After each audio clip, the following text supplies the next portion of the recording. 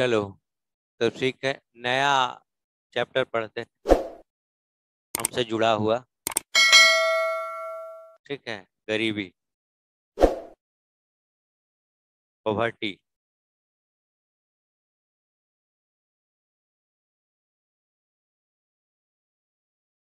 ठीक है, अब क्या करना है कि ये जो है सो ये फैमिलियर है, बस थोड़ा सा उसके बारे में थोड़ा सा नॉलेज इन्हांस करना है कि नाम सुनते हैं लेकिन थोड़ा उसका कैलकुलेशन कैसे होता है, कमेटी कौन सा गठित किया गया गरीबी से रिलेटेड, आकलन क्या है गरीबी का, क्या जांचने का क्या तरीका रहा है अभी तक आजादी के बाद से, सबको इसमें देखेंगे।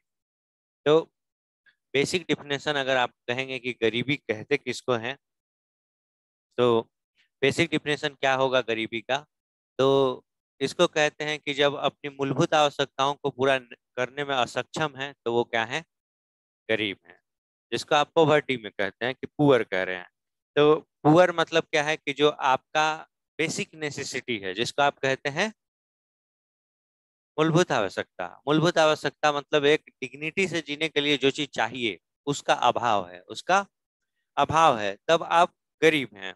तो अलग अलग शुरू में हुआ कि शुरुआत जब हुआ तो बोला गया कि जैसे आप पहले से पढ़े थे कि 2400 कैलोरी 2100 कैलोरी बचपन से पढ़ते आ रहे हैं, 2400 कैलोरी गांवों के लिए और 2100 कैलोरी शहरों के लिए, कि इतना अगर कैलोरी आपको नहीं मिलता है तो आप गरीब हैं।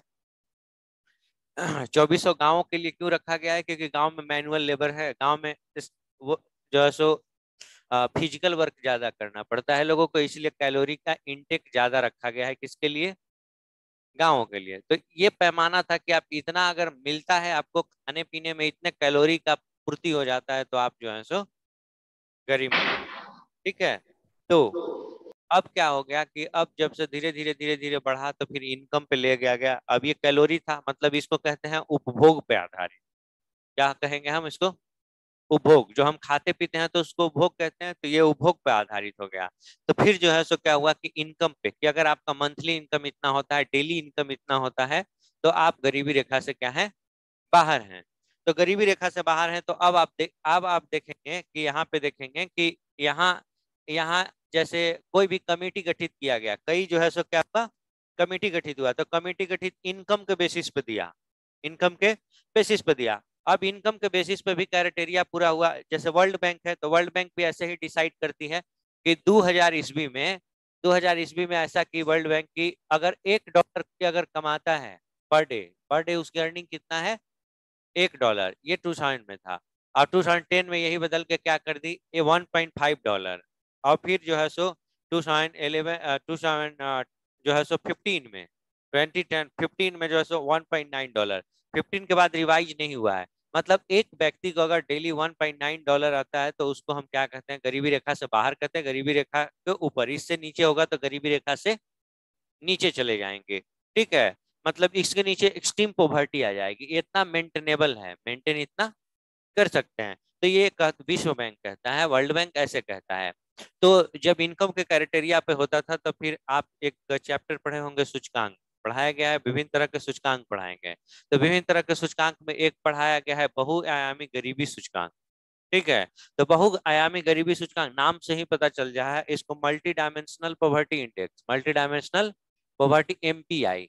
एमपीआई क्या है कि एमपीआई में अब क्या करना है कि एमपीआई में जब आप कहते हैं कि गरीब केवल इनकम पे नहीं है, आप उसके लिए क्या करना होगा आपको कि मल्टी डायमेंशनल बहुआयामी देख रहे हैं कि अच्छा स्वास्थ्य सुविधा है कि नहीं, अच्छी शिक्षा है कि नहीं, घर में जो है सो टॉयलेट्स है कि नहीं, आप क्लीन फ्यूल मिलता है खाना बनाने के लिए कि नहीं, पीने के लिए साफ पानी है कि नहीं, ऐसे 10 क्राइटेरिया पे आप देख रहे हैं। इस 10 क्राइटेरिया अगर फुलफिल नहीं हो रहा है तो आप क्या है, गरीब हैं। तो जैसे समय समय के साथ परिभाषा भी क्या होता है, ब्रॉडर होते जाता है, थोड़ा विस्तार होते जाता है परिभाषाओं का, क्योंकि समय बदलता है, आय बढ़ता है, तो जो है सो हमारी जो परिभाषा है वो भी थोड़ा क्या हो जाती है, बदलती है, थोड़ा ब्रॉडर हो जाता है, उसका स्कोप बड़ा हो जाता है, उसका स्कोप बड़ा हो जाता है। तो ऐसे ही डिसाइड किया गया है। लगभग इंडिया में जो है सो पॉपुलेशन का 22% के आसपास आबादी है जो बिलो पॉवर्टी लाइन है, जिसको आप बीपीएल कहते हैं, निर्धनता रेखा से नीचे।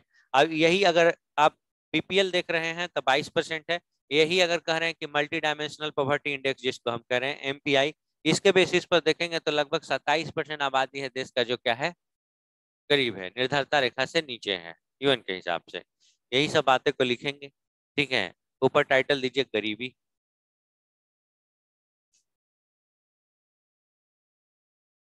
ठीक है, गरीबी का तात्पर्य है कि, गरीबी का तात्पर्य है कि मनुष्य, गरीबी का तात्पर्य है कि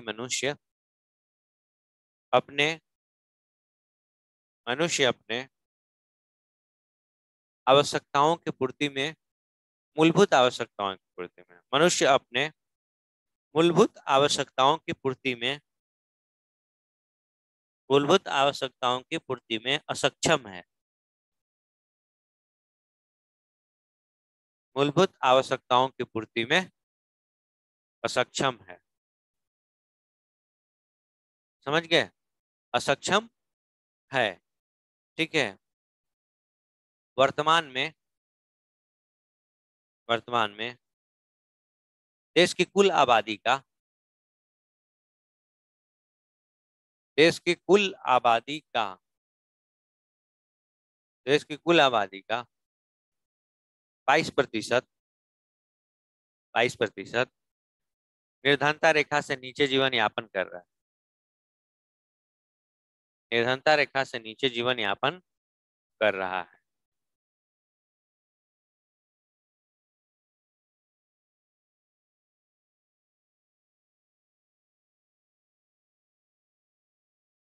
निर्धनता रेखा से नीचे जीवन यापन कर रहा है। बहुआयामी गरीबी सूचकांक के मुताबिक, फास्ट, जल्दी जल्दी, बहुआयामी गरीबी सूचकांक के मुताबिक, मुताबिक देश की 27% के आसपास आबादी, देश की 27% आबादी, देश की लगभग लगा लेंगे क्योंकि पॉइंट को छोड़ देते हैं, देश की लगभग 27% आबादी गरीबी रेखा से नीचे जीती।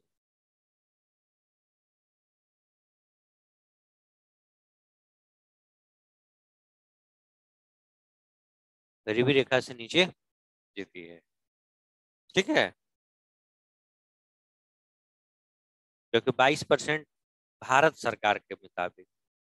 और बहुआयामी गरीबी सूचकांक डिसाइड कौन करता है, यूएनडीपी, यूनाइटेड नेशन के हिसाब से। इंडिया में उतना है क्योंकि उसमें पैरामीटर बढ़ गए।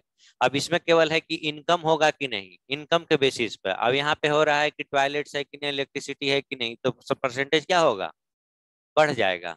और गरीबों की संख्या बढ़ जाएगी क्योंकि उस आवश्यकताओं की पूर्ति उतने लोगों के पास नहीं है। अब कहेंगे कि हर आदमी के पास, जिसके पास मोटरसाइकिल हो, तो फिर क्या होगा, जितना पैरामीटर बढ़ाते जाएंगे उतना गरीबों की संख्या बढ़ते जाएगी। तो गवर्नमेंट हमेशा डेटा को क्या करती है, डाउन प्ले करती है। डेटा को क्या करेगी, डाउन प्ले करेगी कि जितनी गरीबों की संख्या होगी तो जो है सो ये गवर्नमेंट के लिए क्या होता है, निगेटिव बात है कि गवर्नमेंट गरीबी को कम करने में असक्षम है। ठीक है, लिखिए विश्व बैंक के मुताबिक,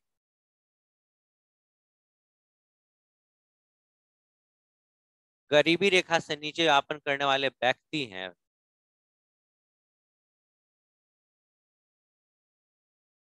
हाँ तो आ सकते हैं, इसमें क्या है।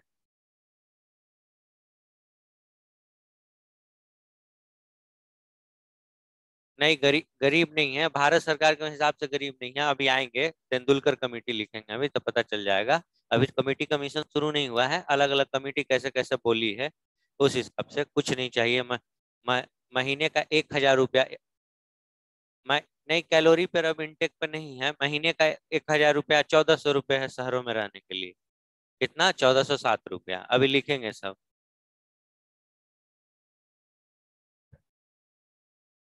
वो कुछ नहीं है, बिना मतलब का है, उसका कोई अता पता नहीं है। वो सब जान रहे हैं कि मोटापा बढ़ रहा है, ये तो ज्यादा कैलोरी ले रहे हैं। अब वो सब डेटा का कोई मतलब नहीं है, सरकार को, भारत सरकार का डेटा नहीं है। विश्व बैंक के मुताबिक, विश्व बैंक के मुताबिक प्रतिदिन प्रतिदिन प्रति व्यक्ति, प्रतिदिन प्रति व्यक्ति $1.9 से कम के आय, कम के आय को निर्धन माना जाता है। $1.9 से कम के आय को निर्धन माना जाता है। निर्धन आय को निर्धन माना जाता है, नहीं, पूरे वर्ल्ड के लिए। अब यहाँ पे लिखेंगे ये 1.9 ब्रैकेट में लिखेंगे 2015, 2015 और 2015 लिखेंगे और फिर वहीं ब्रैकेट में लिखेंगे अंतरराष्ट्रीय, अंतरराष्ट्रीय गरीबी रेखा, दोनों ब्रैकेट में। आप लिखे हैं कि विश्व बैंक के मुताबिक $1.9 से कम को निर्धन माना जाता है। ये कब का डेटा है? 2015। और फिर उसके ब्रैकेट में लिखे अंतरराष्ट्रीय गरीबी रेखा, मतलब क्या है कि अंतरराष्ट्रीय गरीबी रेखा मतलब जो भी लोग पूरी दुनिया के लिए है, $1.9 वर्ल्ड जो से कम काम कर रहे हैं तो निर्धन है। तो इसीलिए इस लाइन को क्या कह दिया? अंतरराष्ट्रीय गरीबी रेखा। इसको क्या कह दिया? इंटरनेशनल पॉवर्टी लाइन ये है, इंटर पॉवर्टी डिसाइड करने का।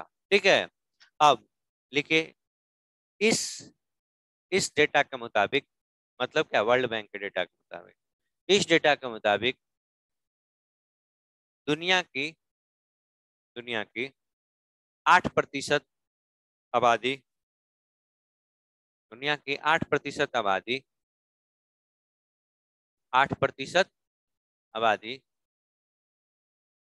$1.9 से $1.9 से कम कमाती है। $1.9 से कम कमाती है। अब समझ गए? मतलब अगर वर्ल्ड बैंक के देखेंगे तो दुनिया में ये $1.9 से कमाने 8%, मतलब दुनिया का 8% आदमी गरीब है। किसके मुताबिक? वर्ल्ड बैंक के मुताबिक। ठीक है, अब समझ गए भाई? ये अब ऐसे लिखिए, गरीबी, गरीबी दो पार के, इस तरह से सापेक्ष और निरपेक्ष।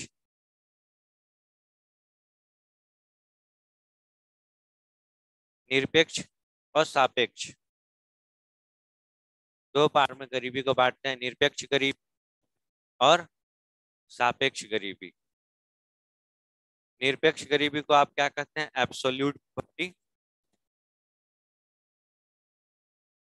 एब्सोल्यूट पॉवर्टी, एंड इसको कहते हैं रिलेटिव, रिलेटिव पॉवर्टी।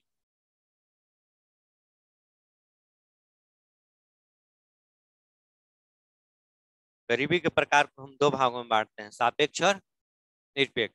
सापेक्ष का मतलब समझेंगे, शब्द से मतलब ही छुपा हुआ है सापेक्ष। निरपेक्ष को मतलब एब्सोल्यूट, मतलब क्या है? एब्सोल्यूट का मतलब है कि कोई डिफिनेशन और किसी से कंपैरिजन की जरूरत है नहीं है, मूलभूत आवश्यकताओं की कमी है तो आप क्या है? गरीब हैं। जैसे हमको किसी से तुलना नहीं करना है, तब क्या है? ये निरपेक्ष है। एब्सोल्यूट टर्म में हम देख रहे हैं कि हमको खाने पीने रहने का, जिसको हमारे यहाँ शुरू से बोला गया है रोटी कपड़ा मकान, ये इसका अभाव है, मूलभूत चीजों का अभाव है, तब क्या है? वो निरपेक्ष गरीबी है। और फिर क्या होगा कि जितना एक एवरेज इनकम होना चाहिए देश का, उस एवरेज से आपका इनकम क्या है? कम है। जैसे जिस भी सोसाइटी का जो भी मापदंड होगा, उस मापदंड का एक मिडिल ग्राउंड होता है, जिसको मीडियन कहते हैं। जो मध्यमाधिका पढ़े थे, माध्यमाधिका बहुलक, ठीक है, मैथ में पढ़े थे ना, मीन मीडियन मोड।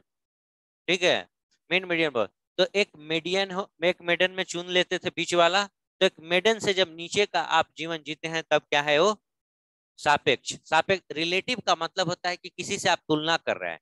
जैसे आपके रिस्पेक्ट में हम अमीर हैं, इनके रिस्पेक्ट में ये अमीर है, उसके रिस्पेक्ट में वो गरीब है। तब जब इसको हम रिलेटिव टर्म्स में कहते हैं, जैसे बोला, जैसे किसी भी बोला जाता है, कोई भी सब्जेक्टिव चीजों की बात किया जाता है तो बोलता है कि तो रिलेटिव टर्म्स है। जैसे सुंदरता, ब्यूटी, तो बोला कि ब्यूटी को आप कोई डिसाइड नहीं कर सकते, क्योंकि इनके तुलना में ये ब्यूटीफुल है, उसके तुलना में वो ब्यूटीफुल है, उसका ब्यूटी का एक कोई पैमाना नहीं है। तो उसको हम रिलेटिव टर्म्स में कहते हैं। इसका मतलब है कि जहां भी रिलेटिव्स आ गया, जहां पे भी सापेक्ष शब्द आ गया, इसका मतलब है कि कंपेयर किया जा रहा है इसको किससे, एक मिडिल ग्राउंड होता है उससे कंपेयर कर रहे हैं। अब मिडिल ग्राउंड से जो नीचे वाला आ गया वो क्या हो गया, गरीब हो गया। तो ये दोनों का ये मतलब होता है। ठीक है, सापेक्ष गरीबी लिख के डैश दीजिए। एब्सोल्यूट पॉवर्टी लिखिए। निरपेक्ष गरीबी अब पहले लिखे हैं सापेक्ष, अच्छा सापेक्ष लिखिए। सापेक्ष गरीबी में, सापेक्ष गरीबी में समाज की औसत व्यक्ति की तुलना में, औसत व्यक्ति की तुलना में, औसत व्यक्ति की तुलना में गरीबी का आकलन किया जाता है।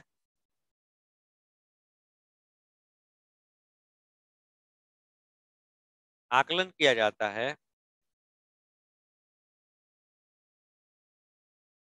आकलन किया जाता है। इससे देश के अंदर, इससे देश के अंदर विभिन्न आय वर्गों में, इससे देश के अंदर विभिन्न आय वर्गों में विषमता का पता चलता है, विषमता का पता चलता है।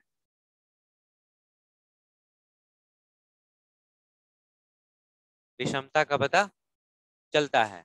कितना इनइक्वालिटी है सोसाइटी में, कितना इनइक्वालिटी है। जैसे कभी आप न्यूज़पेपर पढ़ते हैं तो ऐसा पढ़ते हैं कि 10% जो देश की आबादी है उसके पास जो है सो कंट्री का 80% वेल्थ किसके पास है, 10%, या कहीं 1% आबादी के पास पढ़ते हैं कि 50% वेल्थ है। ऐसा करके ऐसा डेटा बहुत सारा आता है कि 1% आबादी के पास इतना है, 2% आबादी के पास इतना है।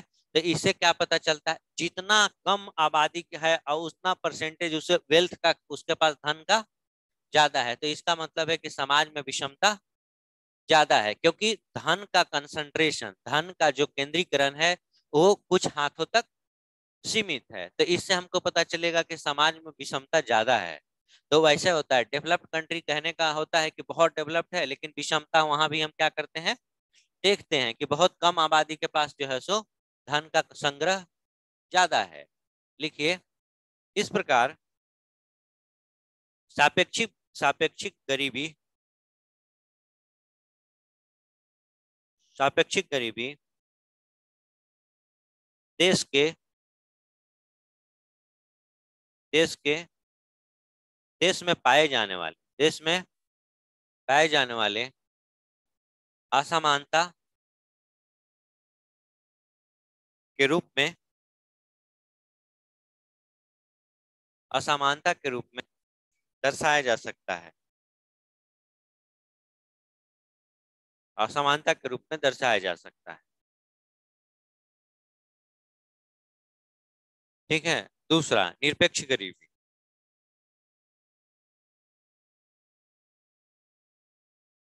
निरपेक्ष गरीबी। ठीक है, लिखिए, इस अवस्था में, इस अवस्था में, इस अवस्था में मानव की मूलभूत आवश्यकताएं, इस अवस्था में मानव की मूलभूत आवश्यकताएं की पूर्ति नहीं हो पाती है, मूलभूत आवश्यकताएं की पूर्ति नहीं हो पाती है। जैसे, जैसे नहीं हो पाती है, जैसे भोजन, आवास, भोजन, आवास, स्वास्थ्य सुविधाएं, शिक्षा, शिक्षा आदि का अभाव पाया जाता है,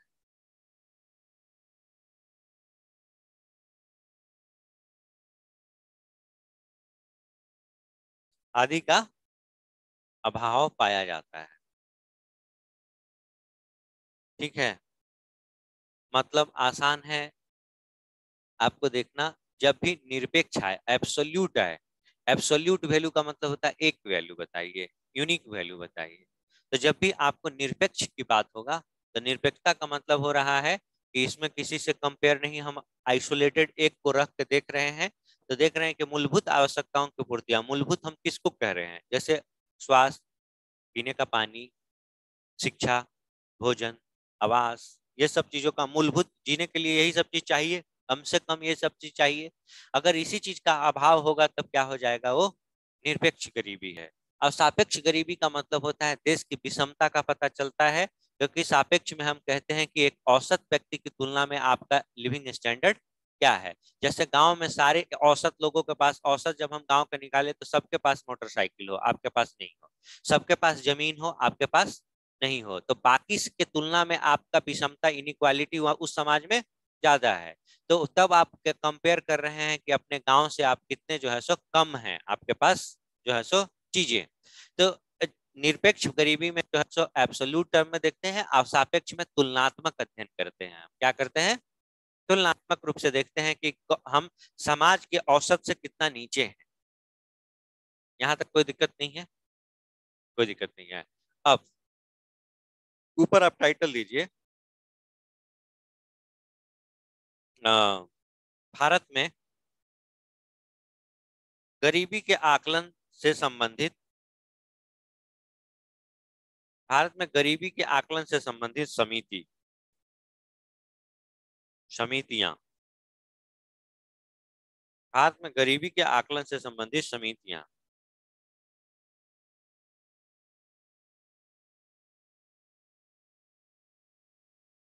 गरीबी के आकलन की के संबंधित समितियां, अभी तक 4 समिति बनी है, अभी तक क्या बनी है, 5वां रिपोर्ट नहीं दिया, पब्लिक में रिपोर्ट नहीं है। इसी 5 समिति को हम देखेंगे कि कैसे बना। पहले गरीबी के आकलन के लिए हमेशा समिति बनाता कौन था, याद रखेंगे यहाँ से, पहले प्लानिंग कमीशन, योजना आयोग। जितने भी गरीबी से संबंधित कमेटी का गठन किया है वो कौन किया है, प्लानिंग कमीशन। लास्ट में जब प्लानिंग कमीशन खत्म हुआ तो नीति आयोग ने एक कमेटी गठन किया और गरीबी के आकलन के लिए टास्क फोर्स बना था। वहां पे हम आएंगे सबसे बाद में, सबसे पीछे, ठीक है। 77 में पहली बार कमेटी गठित किया गया था कि देश में गरीबी के आकलन को देखने के लिए, ठीक है। इसको हम कहते हैं वाई के अलग कमेटी, वाई ऐसे लिखा है, वाई के अलग कमेटी, ठीक है। तो वाई के जैसे भी आप लिखेंगे हिंदी में, अलग ऐसे लिखा जाता है, अलग समिति, ठीक है। वाई के अलग समिति क्या करता था कि ये, हाँ 1977 में, कब बना, 77 में। जितने भी कमेटी लिखेंगे सब सब योजना आयोग के द्वारा है, सब क्या है, योजना आयोग द्वारा। इसी कमेटी का सिफारिश है। अगर यही सवाल पूछ दिया गया, अभी 2 मिनट पहले पूछा गया था कि 2400 कैलोरी या 2100 कैलोरी का कैलकुलेशन किसका दिया हुआ है, इसी कमेटी का दिया हुआ है, आबाई के अलग समिति का। 2400 कैलोरी शहरों के लिए, गाँव के लिए, और जो है सो 2100 कैलोरी शहरों के लिए। अगर इतना, तो इसी को हम उपभोग आधारित कह रहे हैं। ये पहला गरीबी का आकलन का समिति है जो इस तरह का बात बात किया है, ठीक है। 1977 में वाई के अलग समिति आएगा, फिर दूसरा लकड़वारा समिति आएगा, तीसरा ये जो है सो तेंदुलकर समिति आएगा, फिर चौथा जो है सो आपका रंगराजन समिति आएगा, और 5वां पे जो है सो बनगारिया टास्क फोर्स आएगा, अरविंद बनगारिया पार्क। ये 5 अभी आजादी से लेकर अभी तक 5 कमेटी गठित हुआ है गरीबी के आकलन से संबंधित, गरीबी का अध्ययन करने के लिए। याद कर लेना है, वाई के अलग समिति, लकड़वाला समिति, तेंदुलकर समिति, रंगराजन समिति और अरविंद परगरिया टास्क फोर्स, ये 5 लिखिए पहला। इसी को 5 को 1 बाय 1 पढ़ेंगे, याद करते चले जाइए, क्लास में ही सब याद कर लेना है, घर जाकर नहीं पढ़ना है, यही रिपीट करो, जैसे वनडे वाले पढ़ाते हैं, पीछे से बोलते रहता ना सब। कितना हुआ, 5 - 2 3। अब पूरा आवाज आते नहीं रहता क्लास में, वहीं पर रटवा दिया जाए। तो वैसा ही अब करना होगा ना, बोलो पीछे से, बोलो वाई के अलग कमेटी, तो फिर से बोले वाई अलग समिति, ठीक है। लिखिए, इस समिति का गठन, फास्ट जल्दी जल्दी करते हैं, पूरा गरीबी खत्म कर देंगे। गरीबी देश से खत्म ना हो, क्लास से खत्म एक दिन में हो जाना चाहिए, ठीक है। जल्दी जल्दी लिखेंगे तब ना। अब आराम से पेन वेन चेंज करके सजा के फुल पति, मेंस में इतना टाइम नहीं मिलेगा, मेंस में क्या होगा, इतना टाइम नहीं मिलेगा। अब मेंस में हमेशा क्वेश्चन छूट जाता है, कितना भी आप स्मार्ट बनते हैं तो पता चलेगा कि कम आंसर लिख रहे हैं, लेकिन वहां पे आंसर जो है सो जो क्लासरूम में भी समझाया जा रहा है ऐसे लिखना वैसे लिखना, वहां जाके स्ट्रेटजी जो है सो फेल हो जाती है। कितना भी घड़ी खोल के एकदम रख लेना है टेबल वहां पे बेंच पे, लेकिन कुछ कुछ लिखते लिखते पता चलेगा कि अच्छा समझ में आ रहा है तो फ्लो बढ़ गया, एक आध क्वेश्चन दो क्वेश्चन छूट ही जाता है। तो इसलिए वहां सजाने का मौका नहीं मिलेगा, पेन बदलने का मौका नहीं मिलेगा। ज्यादा से ज्यादा ये कर सकते हैं कि जिस पेन से लिख रहे हैं उसी पेन से क्या करेंगे, अंडरलाइन करेंगे। पता चलेगा कि पेन बदलते नहीं है, हम कभी नहीं पेन बदले, उसी ब्लू पेन से ही जो है सो अंडरलाइन करेंगे, जहां इंपॉर्टेंट है इन्वर्टेड कमा देंगे और ये करते जाएंगे। पेन उतना समय नहीं होता है, देखने में यहाँ से लगता है, क्योंकि एग्जाम प्रेशर भी एक साइकोलॉजिकल प्रेशर है ना। एक 2010 सब UPSC JPSC BPSC UP PCS सब सारा एग्जाम दिए हैं। हाँ, तो यूपी जेपीएससी भी दिए हैं, बीपीएससी भी दिए हैं, सबका मेंस दिए हैं।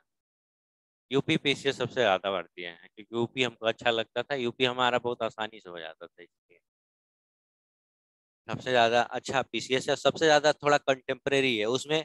ऐसा होता है कि उसमें यूपी का स्टेट पीसीएस में होता है कि जनरली स्टेट का क्वेश्चन ज्यादा आता है, स्टेट का क्वेश्चन आता है। तो यूपी पीसीएस में स्टेट का क्वेश्चन नहीं आता है। तो आप जेनरिक तैयारी जो पहले इतिहास भूगोल पढ़ते रहते हैं आप इधर का, और नेशनल न्यूज आप पढ़ते रहते हैं, द हिंदू पढ़ते रहते हैं, उसी से काम हो जाएगा। और दो चार पूछा, बोला कि उत्तर प्रदेश का आईटी पार्क कहाँ स्थित है, पीटी का आया हुआ सवाल है। ठीक है, हमेशा पूछते रहते हैं कि बीपीएससी में आया यूपीएससी में आया, क्योंकि 20 साल का क्वेश्चन बैंक हमको ऐसे याद है। तो पता चलेगा ये पूछा हुआ क्वेश्चन है यूपी पीसीएस का 5 बार, कि उत्तर प्रदेश का आईटी पार्क कहाँ स्थित है, लखनऊ में। ठीक है, अब ये 5 बार पूछा हुआ क्वेश्चन, एक बार नहीं 5 बार आया हुआ क्वेश्चन है। कि ऐसा ऐसा 150 में कितना क्वेश्चन रहेगा, 5 क्वेश्चन 4 क्वेश्चन। तो इसका मतलब स्टेट का पढ़ने से कोई उसको फायदा नहीं होगा। तो जो जेनरिक तैयारी करता है उसका भी वो बहुत अच्छे से तैयार है तो उसका वहां पे हो जाएगा। बस वो है कि हिस्ट्री बहुत टफ होता है पीटी में, मतलब कहाँ कहाँ से उठा के पूछेंगे आप भी नहीं। वो कहीं बुक में ये इस तरह के जितने भी बुक पढ़ रहे हैं उसमें दो चार क्वेश्चन ऐसे रहेंगे जो ये बुक में वो नाम मेडिएवल या एंशियंट पढ़ेंगे कहीं वो नाम नहीं मिलेगा। ठीक है, पूछेंगे कि गांधी जी मरे थे तो कंधा कौन दिया था, पूछा हुआ सवाल है। अब ऐसे सवाल पे बात करेंगे तो पूरा क्लास हम ऐसे ऐसे यूनिक यूनिक बोलेंगे कि कौन सा परीक्षा में कौन सा यूनिक क्वेश्चन पूछा गया। गांधी जी मरे तो उसमें शौकत अली या कोई नाम था, तो वो ऑप्शन। ठीक, ठीक है, तो गांधी जी मरे तो कंधा कौन दिया, ये सब पूछा हुआ सवाल है यूपीपीएससी का। ठीक है, तो ऐसा बहुत सारा सवाल आएगा। तो एग्जामिनेशन हॉल में एक आध दो सवाल ऐसा आता है, बड़ा बहुत मजा आता है, क्योंकि क्वेश्चन सेट करने वाले भी तो बोर हो जाते होंगे, तो एक आध सवाल मजे लेने के लिए जो है सो डाल देते हैं। तो ऐसे ऐसे आप लिखेंगे तो मतलब कहने का मतलब वही है कि आपको मेंस में बहुत समय नहीं मिलता है आप, क्योंकि इतना एग्जाम का प्रेशर होता है, इतने क्वेश्चंस हैं कि आपको जो है सो इसीलिए राइटिंग प्रैक्टिसेस और टेस्ट सीरीज जैसे आप पीटी का लगाते हैं वैसे मेंस का भी टेस्ट सीरीज आपको लगाना होगा। तब पता चलेगा कि आप कितना लिख पा रहे हैं, कितना छोड़ पा रहे हैं, कितना पेज लिख रहे हैं, कितना वर्ड्स लिख पा रहे हैं। इसलिए पहले यूपीएससी जी पहली बार सिलेबस चेंज की थी ना 11 में, तो पहले 25 क्वेश्चन पूछ लिए थे, 25 क्वेश्चन पूछ लिए तो कोई भी आदमी नहीं लिख पाया। कोई भी एक सिंगल आदमी नहीं है जो क्वेश्चन उतना लिखा है, क्योंकि सोचना भी तो है। ये ऐसा नहीं है कि जितना क्वेश्चन आया सब याद है, सोचना भी है। तो सोचने का टाइम नहीं है, बोला गया कि अगर सोच बिना सोचे अगर लिखे तो भी 25 क्वेश्चन आप 3 घंटा में नहीं लिख सकते हैं। तब उसने क्या किया कि क्वेश्चन को जो है सो 10 नंबर को 12.5 12 नंबर का कर दिया, और क्वेश्चन 25 से फिर 20 कर दिया, हटा के कम कर दिया 250 का।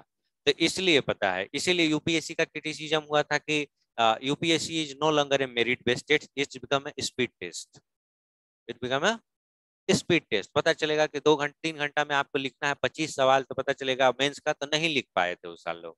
तो यूपीएससी का भी क्रिटिसिज्म हुआ कि इतना इतना क्वेश्चन पूछने कि कोई आदमी एक सिंगल आदमी भी लिख नहीं पाएगा। तो उसने क्वेश्चन का 2.5 2.5 नंबर क्वेश्चन पे बढ़ा दिया और 25 क्वेश्चन को 20 कर दिया।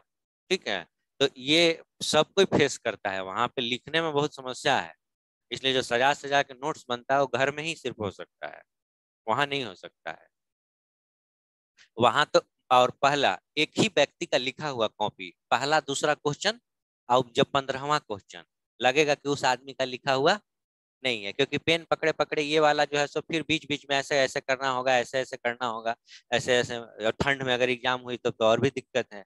ठीक है, बीच बीच में उसको ऐसे करते रहना होगा, क्योंकि ऐसे पकड़े पकड़े 3 घंटा क्या होगा, राइटिंग आपकी बिल्कुल खराब हो जाती है। पहला दूसरा क्वेश्चन अब अपना अंतिम क्वेश्चन देख लीजिए, आपको खुद ही पता चल जाएगा कि आपका लिखा हुआ नहीं है। तो इसलिए ये सारा चीज फेस होगा वहां पे, इसलिए टेस्ट सीरीज देना है मेंस का पहले तैयार होने के लिए, बहुत सीरियसली, जैसे पीटी का दे रहे हैं वैसे। ठीक है, आगे क्या लिखे थे, इस समिति का गठन 1977 में,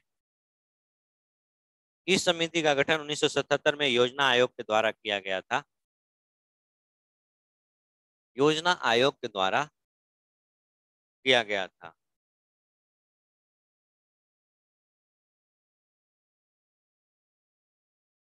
योजना आयोग के द्वारा किया गया था। इसके मुताबिक, इसके मुताबिक गरीबी के आकलन के लिए, गरीबी के आकलन के लिए, गरीबी के आकलन के लिए उपभोग को पैमाना माना गया, उपभोग को पैमाना माना गया और ग्रामीण क्षेत्रों के लिए, ग्रामीण क्षेत्रों के लिए, ग्रामीण क्षेत्रों के लिए 2400 कैलोरी, ये सब ध्यान से लिखना है, कैलोरी प्रति व्यक्ति प्रतिदिन, प्रति व्यक्ति, प्रति व्यक्ति प्रतिदिन, ग्रामीण क्षेत्रों के लिए 2400 कैलोरी प्रति व्यक्ति प्रतिदिन तथा शहरी क्षेत्रों के लिए, शहरी क्षेत्रों के लिए 2100 कैलोरी, 2100 कैलोरी प्रति व्यक्ति प्रतिदिन रखा गया, प्रति व्यक्ति प्रतिदिन, प्रति व्यक्ति प्रतिदिन, प्रतिदिन रखा गया या तो प्रतिदिन की सिफारिश की गई। कमेटी है तो कमेटी हमेशा सिफारिश करेगा, क्योंकि वो मानना ना मानना सरकार के ऊपर है। तो समिति का जो भी कहा गया है वो सिफारिश होता है, हमेशा रिकमेंडेशन, हमेशा, ऑलवेज। क्या 2100 कैलोरी प्रति व्यक्ति प्रतिदिन की सिफारिश की, ठीक है, सिफारिश किया गया है, सिफारिश की या निर्धारित किया गया जो भी, ठीक है, इसमें कोई प्रॉब्लम नहीं है, तब तक यही चला। ठीक है, ये कब की बात है,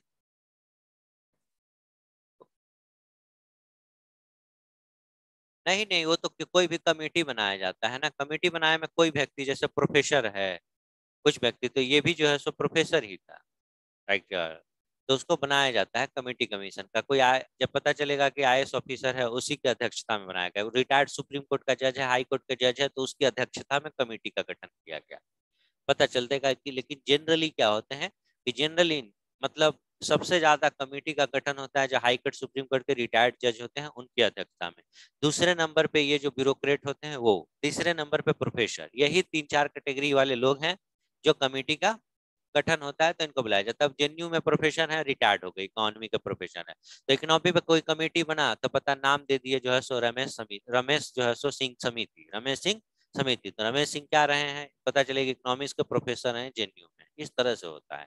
और वो हमेशा कोई सिस्टम में हो, सर्विंग हो, नौकरी कर रहा हो, उसे कोई मतलब नहीं है। जैसे 15वां वित्त आयोग का गठन किया गया तो एनके सिंह, तो NK Singh retired IAS officer है, बिहार कैडर के, वो सर्विंग नहीं है बल्कि रिटायर्ड आईएएस ऑफिसर है, तो रिटायर्ड आईएएस ऑफिसर को उठा के समिति का, फिनांस कमीशन का चेयरमैन बना दिए, फिनांस कमीशन का चेयरमैन बना दिए। तो वैसे कोई भी व्यक्ति को बनाया जा सकता है। पता चलेगा कि यूपीएससी का अध्यक्ष ही बनाना था तो आप जो है सो, इससे पहले डीपी यादव को बनाया गया था, तो पता, डीपी यादव बोल रहे हैं वो, क्या इससे पहले जो सीसेट वाला कंट्रोवर्शियल था, तो वो एनआईटी का प्रोफेसर था, क्या था, एनआईटी का प्रोफेसर है। फिर पता चलेगा कि उसके बाद झारखंड कैडर का वो बना, वो आईएएस ऑफिसर है झारखंड कैडर का, ठीक है। तो कोई भी व्यक्ति हो सकता है, समिति बनाने में होता है कि वो व्यक्ति कुल मिला के देखना ये होता है कि वो व्यक्ति का पब्लिक लाइफ में जो है सो सिग्निफिकेंट टाइम पब्लिक लाइफ में बिताया है। देखना क्या है समिति में कि सिग्निफिकेंट लाइफ हो। अब लॉ से रिलेटेड है, कानून से रिलेटेड है तो 100%। जैसे निर्भया रेप के पास रेप के बाद जो है सो कमिटी बना जो है सो रेप के अगेंस्ट लॉ बनाने के लिए। तो हम वो क्या थे, वो तो जो है सो सुप्रीम कोर्ट के रिटायर्ड जज थे। तो पता चलेगा कि कानून से संबंधित होगा तो जनरली जज होगा, तो ये इकोनॉमी से रिलेटेड होगा तो हमेशा इकोनॉमिस्ट टाइप के लोग होंगे, ठीक है, अर्थशास्त्री टाइप के लोग होंगे।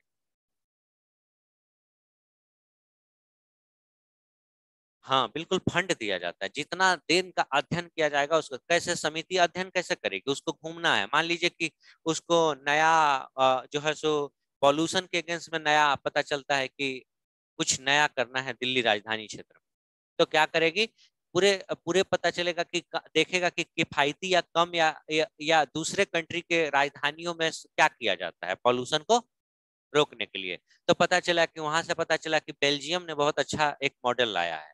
तो यहाँ से दिल्ली से टीम उड़ के कहाँ गई, बेल्जियम। वहां के अधिकारियों से मिला, बातचीत किया कि कितना कॉस्ट लगा है, क्या क्या किए हैं, अध्ययन किया, लिख के लाया, फिर उस हिसाब से सलाह को सलाह दिया, और फिर सलाह जो है सो सीएनजी बेस्ड गाड़ियां शुरू की। एक एग्जाम्पल बता रहे हैं कि ऐसे भी अध्ययन किया है। तो यहाँ से लोगों का बेल्जियम जाना लाना, होटल में ठहराना, इसका बजट कौन देगा, सरकार देगी, जब तक वो अध्ययन करेगी सौंपेगी।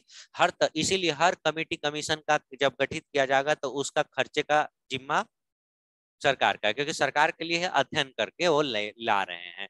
हमेशा आप ये समझिए, आप इतना कॉमन सेंस लगाइए कि आप पीएचडी करते हैं, शोधार्थी हैं, तो आपको पैसा देती है सरकार, शोधार्थी को पैसा दे रही है।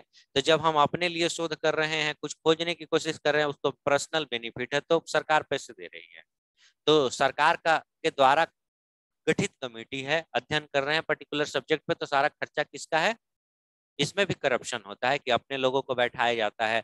अब पता चलेगा कि कमेटी 3 साल से उसका डेट एक्सटेंड हो रहा है, कि पहला कमेटी हर कमेटी गठित होता है तो उसका टाइम पीरियड होता है।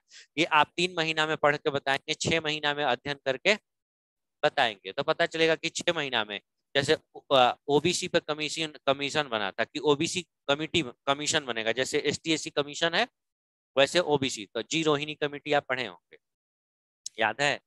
अब पूछ देगा सवाल, पिछला पूछा कि जी रोहिणी समिति का संबंध किससे है, ठीक है, ओबीसी कमीशन बनाने से। ठीक है, तो अब रोहिणी क्या है, जी रोहिणी जो है सो दिल्ली हाईकोर्ट के रही है जज, दिल्ली हाईकोर्ट के जज रही है, तो जी रोहिणी। तो अब पता चलेगा कि अब उस कमेटी का गठन किया गया 6 महीना के लिए। अब पता चले कि 2 साल से 6 6 महीना 3 3 महीना करके उसका पीरियड क्या हो रहा है, बढ़ रहा है। बहुत बार अध्ययन, ये कैटेगराइज करना था ओबीसी को, क्या करना था, कैटेगराइज करना था। कैटेगराइज करना मतलब कौन सा ओबीसी के कास्ट है जो रिजर्वेशन के लायक नहीं है, मतलब रिजर्वेशन जो जनरल कैटेगरी के लायक है। तो ओबीसी का वर्गीकरण के लिए जो है सो कमेटी बनाते हैं, लेकिन कमेटी का फाइनल सिफारिश नहीं हुआ, अब तक एक्सटेंड हो रहा है। तो बहुत सारा ऐसा भी समिति है कि बहुत खर्चीला है, पता चलेगा कि साल 2 साल से गठित है और अभी तक वो फाइनल रिपोर्ट सौंपा नहीं है सरकार को। जब वो फाइनल सौंप देती है फिर सरकार पे चला गया कि उसको इम्प्लीमेंट करेगी या क्या करेगी, कितना करेगी। कभी कभी ऐसा भी होगा कि समिति गठित किया गया, खर्च किया गया, और सिफारिश भी कर दी, सरकार को सौंप भी दी, और उसका रिपोर्ट पब्लिक में नहीं लाया गया कि ये कमेटी ने क्या अध्ययन करके दिया है। सरकार उसको क्या करती है, पब्लिक में नहीं लाती है, क्योंकि जब रिलीज करेगी गवर्नमेंट तब तो पता चलेगा। ये गवर्नमेंट उसको गोपनीय रखती है, ये भी आगे आएगा अभी कि कौन सा कहाँ गोपनीय रहा। हाँ, हाँ ऑटोमेटिक। इसीलिए जब आप कमेटी पढ़ेंगे, जब पॉलिटी पढ़ेंगे तो कमेटी को दो भाग में बांटते हैं, परमानेंट और एडहॉक। परमानेंट और एडहॉक। परमानेंट का मतलब होता है कि समिति हमेशा एग्जिस्ट करेगी, और एडहॉक का मतलब है अपने काम के लिए गठित किया गया, काम खत्म, कमेटी खत्म, काम खत्म, कमेटी खत्म हो गया। इसी को हम कहते हैं एडहॉक कमेटी। हाँ, एडहॉक को हिंदी में कहते हैं तदर्थ। हाँ, तदर्थ का मतलब हुआ नॉन परमानेंट, परमानेंट नेचर का ये नहीं है, किसी पर्टिकुलर काम के लिए बनाया गया। जैसे निर्भया रेप हुआ तो उस पर कमिटी गठित किया गया। अब वो अपना पूरे कंट्री के दुनिया का रेप लॉ को पढ़ा, तो कितना अपने इंडिया में आईपीसी सीआरपीसी रेप लॉ से संबंधित कितना चेंज चाहिए, वो सब सजेस्ट किया, और फिर ऑटोमेटिक वो कमेटी खत्म, समाप्त हो जाएगी, काम खत्म हो गया उसका। ठीक है। दूसरा दूसरा कमेटी लकड़वाला समिति, लकड़वाला समिति,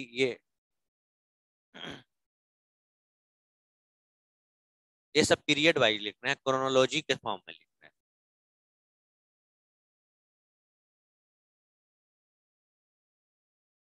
ये प्रोफेसर था लकड़वाला। लिखिए, इसका गठन 1989 में, इसका गठन 1989 में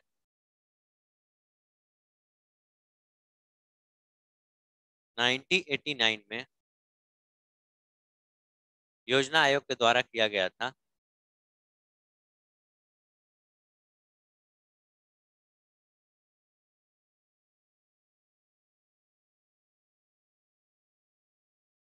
किया गया था। यह समिति गरीबी के आकलन के लिए, यह समिति गरीबी के आकलन के लिए ग्रामीण क्षेत्रों में, ग्रामीण क्षेत्रों में उपभोक्ता मूल्य सूचकांक, उपभोक्ता मूल्य सूचकांक के कृषि श्रमिकों, कृषि श्रमिकों, उपभोक्ता मूल्य सूचकांक के गरीबी कृषि श्रमिकों को तथा श्रमिकों को तथा शहरी क्षेत्रों के लिए, तथा शहरी क्षेत्रों के लिए, शहरी क्षेत्रों के लिए औद्योगिक उपभोक्ता मूल्य सूचकांक का, उपभोक्ता मूल्य सूचकांक का औद्योगिक श्रमिकों, श्रमिकों को आधार बनाया, वो आधार बनाया। देखिए समझाते हैं, अब वहां पे कंफ्यूजन हो रहा होगा। इन्फ्लेशन पढ़े थे, इन्फ्लेशन चैप्टर याद है, मुद्रास्फीति, मुद्रास्फीति ज्ञात करने, एक मिनट फिर से हम एक बार बता दें, रुकिए पहले समझ लीजिए, फिर लिख लेंगे आप अपने से, फिर बता देंगे आपको। मुद्रास्फीति याद कीजिए, मुद्रास्फीति ज्ञात करने की 3 विधियां हैं, लिखवाए थे कौन कौन? खत्म। WPI, CPI और GDP अपस्फीति कारक, सब भूल गए। एक है WPI होलसेल प्राइस, क्या कर रहे हैं, थोक मूल्य सूचकांक। CPI कंज्यूमर प्राइस इंडेक्स, उपभोक्ता मूल्य सूचकांक। अब एक था GDP डिफ्लेटर, डिफ्लेटर इसको कहते हैं GDP अपस्फीति कारक। समझ गए? ये 3 विधियां हैं। कौन से 3 विधियां हैं? ये मुद्रास्फीति ज्ञात करने की 3 विधियां हैं। लिखवाया हुआ पीछे थोड़ा पलटना भी है, पढ़ने का क्या फायदा होगा, इकोनॉमिक्स खत्म हो जाएगा। और जो पुरानी कहावत है कि रामायण खत्म हो गया, फिर पूछ रहे हैं कि राम जी कौन थे, तो फिर क्या फायदा। तो WPI, CPI और GDP डिफ्लेटर 3 विधियां हैं निकालने का, क्या, इन्फ्लेशन। तो इन्फ्लेशन निकालने का, तो ये लकड़वाला कमेटी बोला कि जो गरीबी का आकलन होना चाहिए, गरीबी का आकलन होना चाहिए, वो उपभोक्ता मूल्य सूचकांक के आधार पर होना चाहिए, उपभोक्ता मूल्य सूचकांक के आधार पर होना चाहिए। फिर उपभोक्ता मूल्य सूचकांक के आधार पर होना चाहिए अगर शहरी क्षेत्रों के लिए है और ग्रामीण क्षेत्रों के लिए, दोनों के लिए। तो हम जब शहरी क्षेत्रों के लिए करेंगे तो इंडस्ट्रियल वर्कर मतलब औद्योगिक श्रमिक के आधार पर, और जब हम गांव का निकालेंगे तब हम क्या करेंगे, एग्रीकल्चर वर्कर के आधार पर निकालेंगे। क्योंकि CPI को 4 भागों में बांटे थे, CPI को कितना भागों में बांटे थे, औद्योगिक श्रमिक, इंडस्ट्रियल जो है सो वर्कर, और गैर मैनुअल लेबर, और फिर एग्रीकल्चर लेबर, एग्रीकल्चर लेबर 4 भाग में CPI को बांटते हैं। वो लिखाया गया है जहाँ पे, उस कॉपी है तो आप देखिए, मुद्रास्फीति जहाँ लिखवाया गया है, CPI को देखेंगे, CPI 4 भाग में बांटा गया है मुद्रास्फीति में। ठीक है, तो अब ये कह रहा है, ये इसका तरीका है निकालने का कि मुद्रास्फीति को उपभोक्ता मूल्य सूचकांक से देखा जाए, मतलब महंगाई से जोड़ने की बात कर रहा है, मतलब गरीबी का आकलन किससे निकालने की बात कर रहा है, हाँ ठीक है, उपभोक्ता मूल्य सूचकांक से। अब बोला कि गांवों के लिए पैमाना हो एग्रीकल्चर वर्कर, और शहरों के लिए इंडस्ट्रियल वर्कर, औद्योगिक श्रमिक शहरों के लिए, गांवों के लिए जैसा कृषि श्रमिक हो। ये आधार, इसको आधार बनाया गया। तो यही लिखे हैं कि लकड़वाला समिति ने लकड़वारा समिति ने गरीबी के आकलन के लिए उपभोक्ता मूल्य सूचकांक को आधार बनाया। ऐसे लिख सकते हैं, शहरी आबादी के लिए गरीबी सूचकांक औद्योगिक श्रमिक पे आधारित होगा और ग्रामीण क्षेत्रों के लिए यह कृषि श्रमिकों पे आधारित होगा। ये समझ के बाद ये डिसाइड किया। तो जब भी आपको अब ये सवाल कभी भी आ जाए कि कौन से कमेटी ने जो है सो उपभोक्ता मूल्य सूचकांक के आधार पर जो है सो किया, तब बता देंगे हमेशा। हाँ नहीं, हाँ तो सारी तो सब सूचकांक पढ़ाया गया तो पता, उनमें मदों को शामिल किया जाता है, जैसे कितना में कितना 260 मद है, मैंने खाने पीने की चीजें तो पता। ये हर महीने एक एक सर्वे किया जाता है। हर महीने क्या होगा, सर्वे किया जाएगा। जैसे हम मान लिए कि ये महीना है हमारा अप्रैल चल रहा है, यहाँ मार्च चल रहा है, तो ऐसे सूचकांक निकाला जाता है कि पता चलेगा कि अब हम देखेंगे कि दाल, अरहर का दाल 100 रुपए किलो था, अब अप्रैल में क्या है 100 रुपए किलो है, इसमें कोई चेंज नहीं आया। ऐसे ही तमाम पता चलेगा कि 260 वस्तुओं को ऐसे ही निकालना है। अब फिर हम तुलना कर रहे हैं कि कितना दाम बढ़ा, उसी बेसिस पर हम निकालते हैं कि कितना मुद्रास्फीति हमारा अब मार्च महीने की तुलना में अप्रैल में बढ़ गया है। ठीक है, तो वो मद पे डिपेंड करता है कि गांवों के लिए मद अलग है, शहरों के लिए मद अलग है। माइग्रेंट लेबर यहाँ पे बात नहीं है कि कोई शहर में बस गया तो। तीसरा सबसे इंपॉर्टेंट, तेंदुलकर कमेटी, क्योंकि गरीबी का आकलन इन्हीं के बेसिस पर किया जाता है।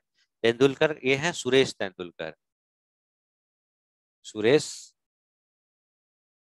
तेंदुलकर, सुरेश तेंदुलकर समिति, सुरेश तेंदुलकर समिति। अब ये समिति क्या है, अब अभी वर्तमान में जो भारत में गरीबी का आकलन किया जाता है वो किसके बेसिस पे किया जाता है, तेंदुलकर कमेटी। ऐसा पूछा जाए कि तेंदुलकर कमेटी के आधार पर किया जाता है। ठीक है, तो तेंदुलकर समिति ने क्या कहा, यह प्रतिदिन प्रति व्यक्ति का आय को निर्धारित किया कि एक दिन में एक व्यक्ति को कितना पैसा खर्च करना चाहिए, मतलब चाहिए कितना खर्च करेगा तो वो गरीबी रेखा से ऊपर हो गया या गरीबी रेखा से नीचे होगा। लिखिए, इस समिति का गठन 2005 में योजना आयोग द्वारा किया गया।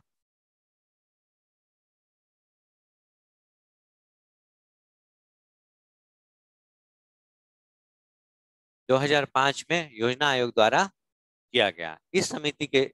मुताबिक इस समिति के मुताबिक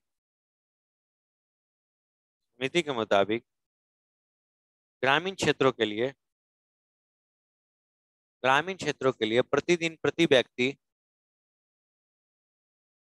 ग्रामीण क्षेत्रों के लिए प्रतिदिन प्रति व्यक्ति ग्रामीण क्षेत्रों के लिए प्रतिदिन प्रति व्यक्ति 27 रुपए तथा शहरी क्षेत्रों के लिए 33 रुपए रखा गया। शहरी क्षेत्रों के लिए कितना, 33 रुपया, और ग्रामीण क्षेत्रों के लिए प्रतिदिन 27 रुपया। इस प्रकार इस प्रकार इस प्रकार प्रति व्यक्ति मासिक खर्च ग्रामीण क्षेत्रों के लिए 816 रुपए तथा शहरी क्षेत्रों के लिए शहरी क्षेत्रों के लिए शहरी क्षेत्रों के लिए 1000 रुपए 1000 रुपए रखा गया। ध्यान से समझिएगा, यहाँ पे ग्रामीण क्षेत्र और शहरी क्षेत्र के लिए अलग अलग हमने क्या किया, प्रतिदिन प्रति व्यक्ति खर्च। ग्रामीण क्षेत्रों के लिए 27 रुपए और शहरी क्षेत्रों के लिए 33 रुपए। ये प्रतिदिन प्रति व्यक्ति था, प्रतिदिन प्रति व्यक्ति था। मासिक खर्च को यही कह रहा है कि 816 रुपया प्रति माह। अब ये 1000 रुपए प्रति माह। ये कह रहा है इतना खर्च करते हैं अगर आप, तो आप गरीबी रेखा से ऊपर हैं, गरीबी रेखा से ऊपर हैं। 1,000, ये कमेटी का सिफारिश आया तो क्रिटिसाइज बहुत हुआ कि ऐसा अपोजिशन या बाकी सरकारें यही कहेगी कि कम से कम गरीबी दूर नहीं कर सकते तो गरीबी का मजाक भी मत उड़ाइए। कौन सा व्यक्ति है जिसकी जरूरतें 1,000 रुपये महीने में शहर में पूरा हो जाएगा और गांव में 816 रुपये में पूरा महीना चल जाएगा? संभव है? संभव नहीं है। इत, इत, है 2005 का, फिर भी 2005 के कम से है। आज के समय में तो मोबाइल का बिल है, या आज के समय में क्या है, केवल मोबाइल का बिल है। और मोबाइल का बिल इससे ज्यादा है महीने का, क्योंकि सबके पास घर में अलग अलग स्मार्टफोन है।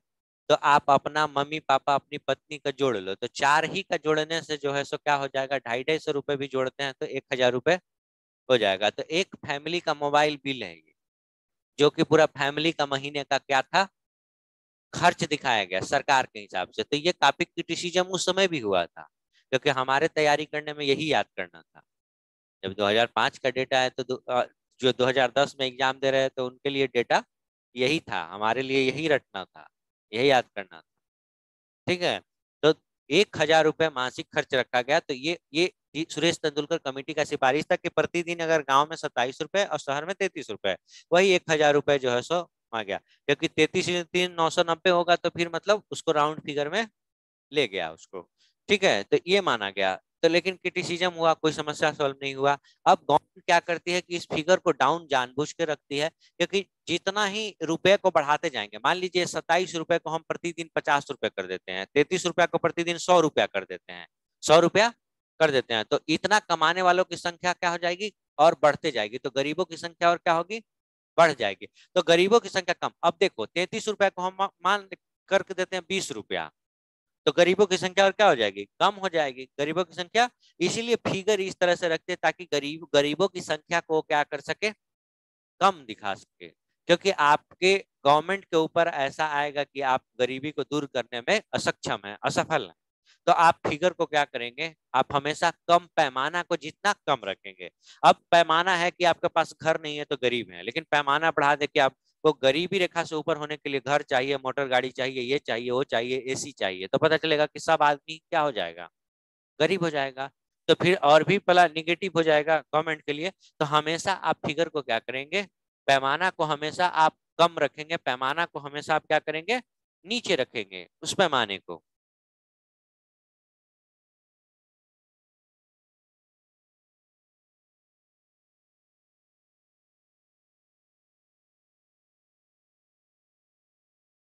इसको देखे, इसको रखने से कोई फर्क नहीं पड़ता है कमाने पे, ह्यूमन टेंडेंसी पे कोई फर्क नहीं पड़ता है।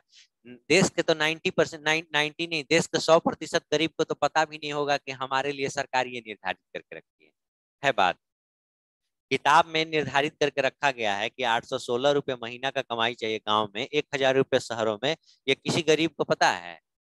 पता चले कि हम इसको कहते हैं इंटेलेक्चुअल डिस्कोर्स, कि हम पढ़ने लिखने के लिए सब बातों को क्या कर रहे हैं, पढ़ रहे हैं। गरीब आदमी को कुछ नहीं है। गरीब आदमी सुबह उठा, काम पे गया, आया, काम अपना काम किया, बीवी बच्चे देखा, अपना जीवन जी रहा है। उसको उसके लिए सरकार क्या निर्धारित की है, तेंदुलकर समिति क्या निर्धारित, तेंदुलकर के नाम पे उसको केवल सचिन तेंदुलकर पता है, उसको नहीं पता है सुरेश तेंदुलकर कौन है।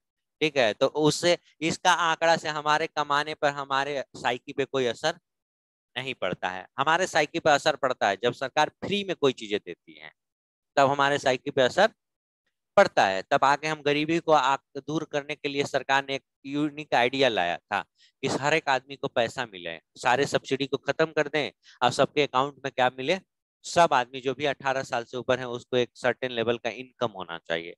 जैसे बाकी सरकारी नौकरी वाले को पेंशन मिलता है तो सबको पेंशन मिलना चाहिए। आगे पढ़ेंगे, उसको कहते हैं यूनिवर्सल बेसिक इनकम। आगे पढ़ेंगे।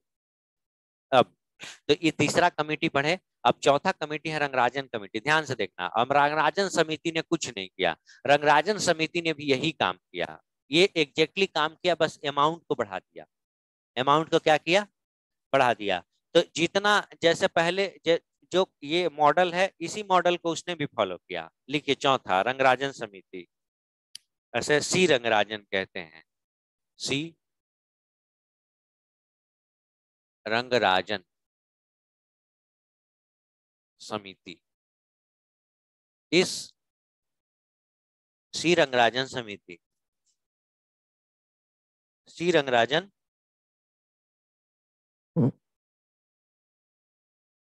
समिति, लेकिन इस समिति का गठन 2012 में किया गया था। 2012 में किया गया था। 2012 में किया गया था। इस समिति के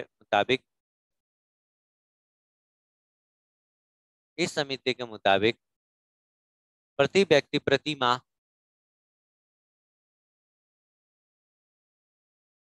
प्रति व्यक्ति प्रति माह प्रति व्यक्ति प्रति माह ग्रामीण क्षेत्रों के लिए प्रति व्यक्ति प्रति माह ग्रामीण क्षेत्रों के लिए 972 रुपए 972 रुपए तथा 972 रुपए तथा शहरी क्षेत्रों के लिए 1407 रुपए 1407 रुपए रखा गया। 1407 रुपए रखा गया है क्या?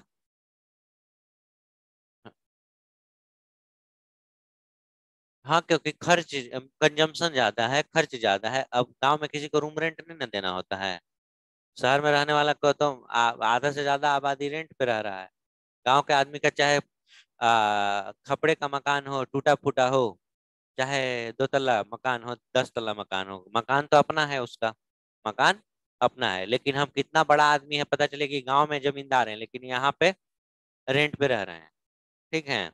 तो यही होता है कि यहाँ पे लिविंग ऑफ इसको कहते हैं लिविंग कोस्ट। लिविंग स्टैंड जो कोस्ट है वो क्या है, शहरों का ज्यादा है, कंजम्पशन ज्यादा है। चीजें पता चलता है कि अपने खेत में फूल फल सब्जी सारा चीज होता है गांव में। जनरली अभी खाने पीने के समय होंगे कि अभी गर्मी का सीजन है तो पता चलेगा कि खीरा ककड़ी टमाटर सब अपने ही खेत में हो रहा है। लेकिन यहाँ पे खरीद रहे हैं आप।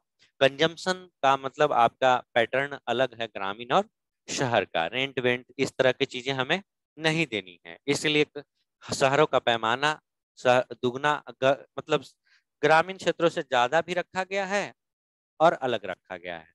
कुछ चेंज नहीं किया। आप देखेंगे रंगराजन समिति और तेंदुलकर समिति में कुछ अंतर नहीं है, बस अमाउंट को बढ़ा दिया। 816 रुपए कर दिया 972, 1000 रुपए कर दिया 1407 रुपए।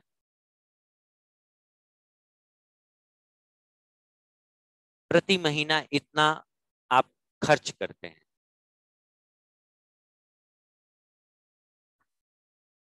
तो अध्ययन करेगा ना और आपत्ति तो होगा, तो उससे क्या मतलब है?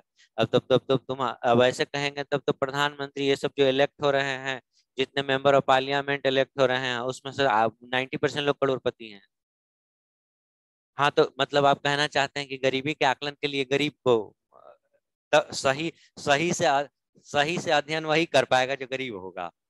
हाँ, तो ठीक है, तो 4 रिक्शा चलाने वाले को का समिति बना देते हैं। ऐसा नहीं होगा ना। अध्ययन करने का एक पैमाना होगा। ये ये बातें जेन्युइन है। पब्लिक एडमिनिस्ट्रेशन जब पढ़ेंगे तो ये बातें उठाई जाती है। इस फिनोमिना को बोला जाता है जो है सो आइवरी टावर सिंड्रोम। क्या बोलते हैं? Ivory tower syndrome. Ivory tower syndrome का मतलब होता है कि you belong to the upper state of the society. You belong to the upper state of society. Your education upbringing everything is very fantastic और high level standard का है। इसीलिए आप ग्राउंड रियलिटी से कनेक्ट नहीं हो सकते हैं। ग्राउंड जो रियलिटी है उससे को आप नहीं जानते हैं।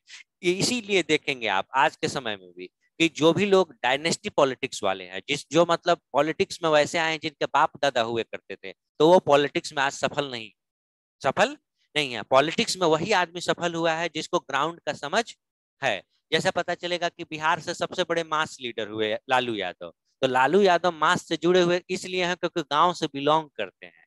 गांव में जो जैसे आदमी जीता है, खेत में काम किया है, भैंस का दूध दुहा है, वो सारा काम वो खुद किया है। तो जनता को समझ है कि जनता चाहती क्या है, जनता बिहेव कैसे करती है। यही कारण है, देखिएगा कि जो भी पॉलिटिशियन बहुत बड़ा बनेगा वो हमेशा ग्राउंड से जुड़ा हुआ आदमी होगा। आप सारे राज्यों में उठा उठा के देखेंगे कि करुणानिधि वहां बने, साउथ में जो है सो बना, आप यूपी में मुलायम सिंह को देखेंगे, आप इवन मोदी जी को देखेंगे, तो पता चलेगा कि ये लोग संघ के कार्यकर्ता के रूप में गांव गांव तक घूमे हैं। पता, यहाँ खाया यहाँ सोया, हर गांव पूरा देश देश में पता, यूथ थे तब, स्टूडेंट पॉलिटिक्स ये सबसे शुरू से इंगेज हैं। शुरू से पता चलेगा कि कॉलेज स्कूल के समय से ही राजनीति में हैं। तो उनको समझ ज्यादा है ग्राउंड रियलिटी, तो वो सफल है।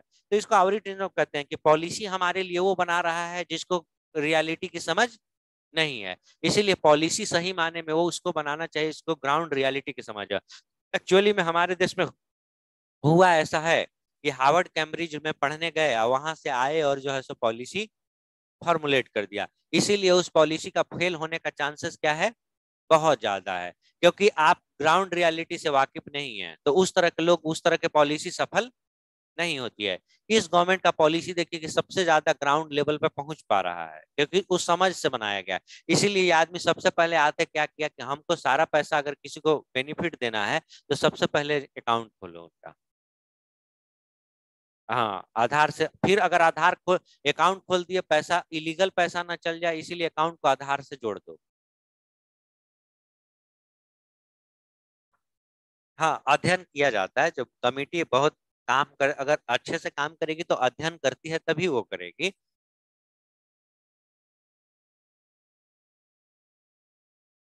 एक सर्वे के मुताबिक, मतलब अब पता चलेगा कि सर्वे किए या घर में बैठ के सर्वे कर लिए, पता चलेगा कि जो है सो ऐसा उनका अनुमान लगाया गया, ऐसा जो कमेटी गठित की वो अनुमान लगाया कि पर डे का कंजम्पशन इतना एक एवरेज होना चाहिए। ठीक है, कंट्रोवर्सी तो हमेशा होगा उसका, इसीलिए तो कंट्रोवर्सी है, क्योंकि पता है कि अमाउंट बहुत कम है।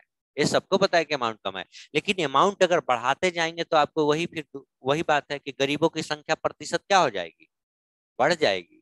तो ये भी पता चलेगा कि देश की आधी आबादी गरीब है। पता चलेगा कि अपने आप, अभी आपने जैसे पूरे डेटा का खेल अगर देखेंगे तो अब डायमेंशनल पॉवर्टी इंडेक्स में आप देखे थे कि इंडिया का लगभग 27% आबादी गरीब है। ठीक है, उसी अब multi dimensional poverty index NITI Aayog बनाई है, अभी नीति आयोग जारी की है रिलीज गरीबी का। नीति आयोग जो है सो एमपीआई जारी की है यूएनडीपी से मिलके। तो भारत में सबसे ज्यादा गरीब राज्य किसको घोषित किया गया है, बिहार को। बिहार को, बिहार का 50% आबादी जो है सो लगभग हाफ पॉपुलेशन क्या है, गरीबी रेखा से गरीब है। क्यों? क्योंकि एमपीआई का जो सारे इंडिकेटर हैं वो क्या है, 10 इंडिकेटर पे नाप रहे हैं। तो 10 इंडिकेटर पे नाप रहे हैं तो गरीबों की संख्या क्या हो गई, बढ़ गई। सबसे ज्यादा गरीबों की संख्या लगभग जनसंख्या का 50%, जनसंख्या का 52% है टोटल, मतलब एग्जैक्ट फिगर कितना है, 52% जो है सो गरीब है कहाँ, बिहार में। तो आप जब हम कहना ये चाहते हैं कि डायमेंशन अगर बढ़ेगा, आयाम बढ़ेगा, तो गरीबों की संख्या भी बढ़ेगी। इसलिए गवर्नमेंट इससे बचना चाहती है। लेकिन अब क्या कर रहे हैं कि अब एमपीआई के सारे इंडिकेटर, जैसे अब आने वाले 10 सालों में समस्या, सरकार जिस तरह से काम कर रही है, समस्या बहुत हद तक कम हो जाएगी। कम हो जाएगी कैसे, क्योंकि सारे इंडिकेटर में टॉयलेट्स रखे हुए हैं, हर घर में शौचालय बन रहा है। प्रधानमंत्री स्वच्छ स्वच्छ भारत अभियान के थ्रू शौचालय बने, तो ये वाला कॉलम पूरा हो गया। पीने का साफ पानी चाहिए तो नल जल 2025 तक सबको पीने का साफ पानी, जो नल जल मिल गया। 24 घंटा इलेक्ट्रिसिटी मिल रहा है आपको। प्रधानमंत्री आवास योजना में आवास चाहिए तो आवास भी इंडिकेटर है, आवास सबको 22 तक सबको पक्का घर देने का। 22 नहीं देगा, 24 तक पूरा होगा तो 24 तक सबको घर दे देगा।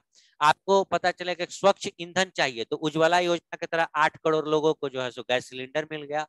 तो गवर्नमेंट जिस तरह से काम कर रही है 5-7 सालों में, समस्या बहुत हद तक कम हो जाएगी, क्योंकि सारे इंडिकेटर पे कुछ ना कुछ काम हो रहा है। स्वच्छ ईंधन चाहिए तो 8 करोड़ लोगों को गैस सिलेंडर मिलेगा, तो स्वच्छ ईंधन बढ़ा नहीं, ईंधन बढ़ा। पता चलेगा कि 84% से ज्यादा आबादी के घर में टॉयलेट हो गया इंडिया में। तो आने वाले 5 सालों में क्या हो जाएगा, 100%। 4 आने वाले 4-5 सालों में क्या हो जाएगा, 100% हो जाएगा। तो इसीलिए सारे इंडिकेटर 5-7 सालों में आप ऐसा अनुमान लगा सकते हैं कि जिस हिसाब से कोविड भी बहुत सारे हमारे विकास को प्रभावित किया, क्योंकि सरकार के पास कंजम्पशन के लिए पैसे नहीं थे। अब पता चलेगा कि 22 में आवास योजना को इसीलिए पूरा नहीं कर पाई, सबके लिए घर आवास, क्योंकि कोविड में आपका फंड ट्रांसफर हो गया, दूसरे तरफ मेडिकल का बिल आपका बहुत ज्यादा हो गया, क्योंकि ये गवर्नमेंट बहुत सीरियस है अपने गोल को पूरा करने में, क्योंकि इसने गोल किया था कि 2020 तक सबको 24 मतलब सब इलेक्ट्रिसिफिकेशन पूरे कंट्री का कर देंगे हम, विद्युतीकरण। विद्युतीकरण का ये मतलब नहीं है कि एक एक घर में बिजली होगा, पूरे गांव का 10% घर में अगर बॉल लटक गया तो उसका मतलब क्या माना जाएगा, विद्युतीकरण। समझ गया, ये डेटा है 10%। ठीक है, तो इन्होंने क्या किया कि जो टारगेट फिक्स किया गया था उससे 3 महीना पहले जो है सो अरुणाचल प्रदेश के एक एक गांव है, एक गांव में जहाँ 2 घर है, एक गांव में जहाँ 2 घर है, वहां क्रेन से उठा उठा के पाइप अब पोल बिछा कर बॉल लटका दिया अपने, सिर्फ अपने लक्ष्य को पूरा करने के लिए। तो लक्ष्य को पूरा करने के लिए गवर्नमेंट बहुत सीरियस है। अगर कोविड सोविड नहीं हुआ होता तो 22 में सबके लिए घर वाला भी कॉलम इन्होंने पूरा कर देना है। 25 तक टारगेट है कि नल जल पूरा हो जाएगा। कल का न्यूज है कि हरियाणा ऐसा स्टेट हो गया जो एक एक गांव तक नल जल पहुंच चुका है।